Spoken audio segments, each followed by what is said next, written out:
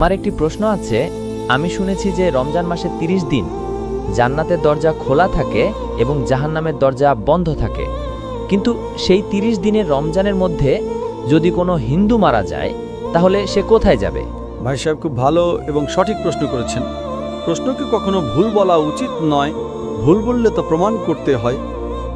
ভাই সাহেবের প্রশ্নটি হলো, তিনি হাদিসের উদাহরণ দিচ্ছেন। অনেক হাদিস আছে, আল্লাহ রাসূল সাল্লাল্লাহু আলাইহি ওয়াসাল্লামের, বুখারী এবং অন্যান্য হাদিস আছে যে রমজানে আল্লাহ সুবহানাহু ওয়া তাআলা জান্নাতের দরজা খুলে দেন এবং জাহান্নামের দরজা বন্ধ করে দেন।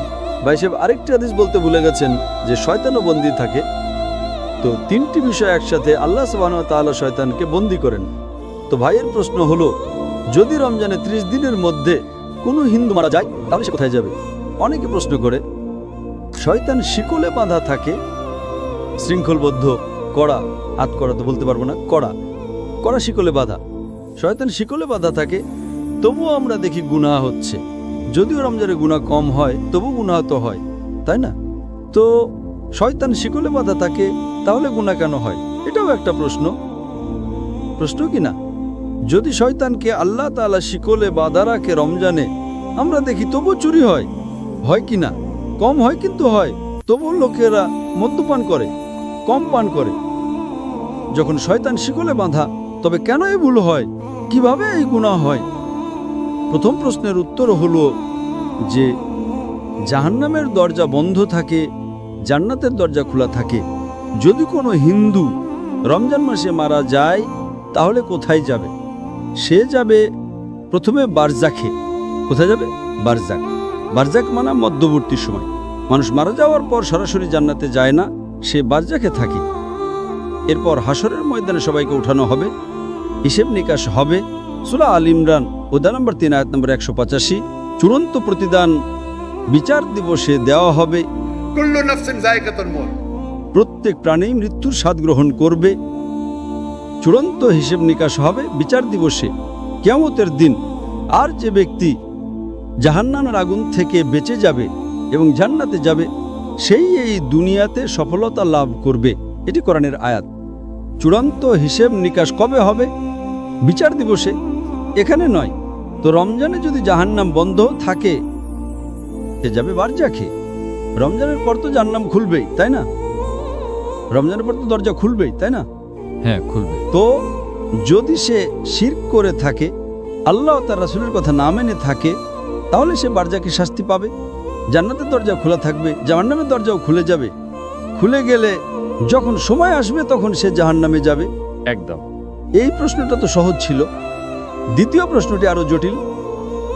যদি শয়তান শিকলে বাঁধা থাকে, তাহলে ভুল কাজ কিভাবে হয়? তারপরও তো গুনাহ হয়, যদিও কম হয়। আপনি যদি যাচাই করেন, দেখবেন রমজানে গুনাহ কমে যায়। আমি একটা যাচাই করেছিলাম, যখন শয়তান শিকলে বাঁধা থাকে তারপরেও কিভাবে গুনাহ হয়। আর এই প্রশ্ন আমাকে খুব চিন্তিত করত। আমি যখন দাওয়াতে নতুন ছিলাম, আলহামদুলিল্লাহ কেউই প্রশ্ন করেনি, খুব চিন্তিত করত, কিন্তু আল্লাহ এর উত্তর দিয়ে দিয়েছেন। অনেক গবেষণা করেছি, পড়েছি, উত্তর খুঁজেছি, আলেমদের জিজ্ঞেস করেছি, তারা বললেন সঠিক। মাশাআল্লাহ, কি সুন্দর উত্তর। তারপর থেকে আমি এই উত্তর দিতে শুরু করেছি, কারণ আমি নিজেই প্রথমেই প্রশ্ন করি, আমি নিজেকে আক্রমণ করি। কারণ আত্মরক্ষা করার জন্য আক্রমণ করা জানতে হয়। আপনি যদি আত্মরক্ষা করতে চান, তাহলে আক্রমণ করা জানা জরুরি। আপনি যখন বিতর্ক করেন, আপনাকে যদি কোরআনকে রক্ষা করতে হয়, তাহলে আক্রমণ করাও শিখতে হবে। আক্রমণে পারদর্শী হলে আপনি নিজেকেও রক্ষা করতে পারবেন। তো আমি এর উত্তর দিচ্ছি। আল্লাহ রাসূল সাল্লাল্লাহু আলাইহি ওয়াসাল্লাম বলেছেন যে শয়তান শিকলে বাঁধা থাকে। শিকলে বাঁধা থাকে। শয়তান মরে যায় না, জীবিত থাকে, কিন্তু শিকলে বাঁধা থাকে। আমি একটা উদাহরণ দিই। ধরুন একটা সিংহ, বাঘ শিকলে বাঁধা আছে এবং শিকলটা 10 ফুট লম্বা। আপনি দূরে দাঁড়িয়ে আছেন, আপনি জানেন শিকলটা খুব মজবুত, তাই আপনি ভয় পাবেন না, তাই না? ভয় পাবেন না তো, শিকল মজবুত, কিন্তু শিকলটা 10 ফুট লম্বা। যদি একটা বাঘ বা সিংহ শিকলে বাঁধা থাকে আর শিকলটা 10 ফুট লম্বা হয়, আপনি 30 ফুট দূরে আছেন, শিকলটা মজবুত, আপনি কি নিরাপদে থাকবেন না? ভয় তো লাগবেই। ভীরু হলে ভয় লাগবে, তাই না? এমনি তো সিংহ ছাড়াও ভয় লাগতে পারে। কুকুর দেখে পালিয়ে যাবেন, বিড়াল দেখে পালিয়ে যাবেন, কিন্তু আপনি যদি 30 ফুট দূরে থাকেন তাহলে তো নিরাপদে থাকবেন, তাই না? হ্যাঁ কি না? একদম একদম। একদম। কিন্তু আপনি যদি সিংহের কাছে যান তাহলে কি হবে? খেয়ে ফেলবে।